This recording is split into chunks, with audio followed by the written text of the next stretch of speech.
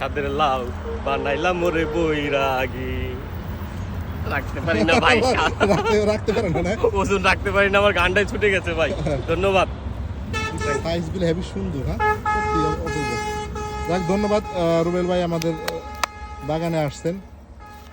এবার আমরা আমাদের যে যে গাছের পেঁপে আছে, পেঁপেটা খাবো ইনশাল্লাহ। পেঁপেটা রাখলেন কোথায়? ওই জায়গায় চলেন।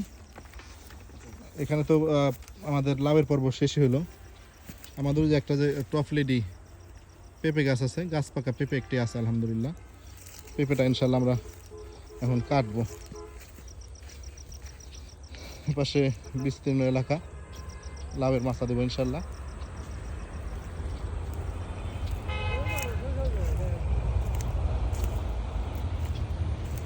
এদিকে নিয়ে আসেন মিষ্টি কুমড়া সহকারে।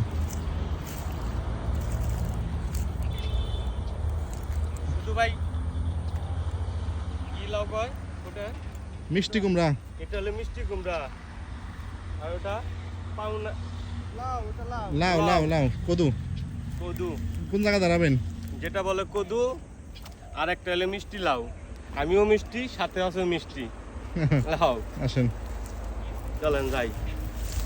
আর একটা জিনিস আছে ভাই, পাপা পেঁপে আছে একটা, গাছ পাকা পেঁপে। পেঁপের ব্যাপারই গাছের না, গাছে রং আসছে পরে নিচে আর কি। তাছাড়া তো পাখিতে পেঁপেটা কিন্তু অনেক সুন্দর। হ্যাঁ হ্যাঁ হ্যাঁ, সেই পেঁপে না, পেঁপে অরিজিনালি মিষ্টি হবে ইনশাআল্লাহ। মিষ্টি হবে। এটা এত টপ লেডি। ওই গাছের পেঁপেটা ওই যে গাছটা আলহামদুলিল্লাহ।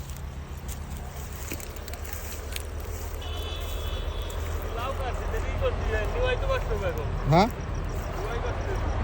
মোটর সাইকেলে নেওয়া আসলেই কষ্ট হবো, ব্যাগে ছিঁড়া যদি যায়।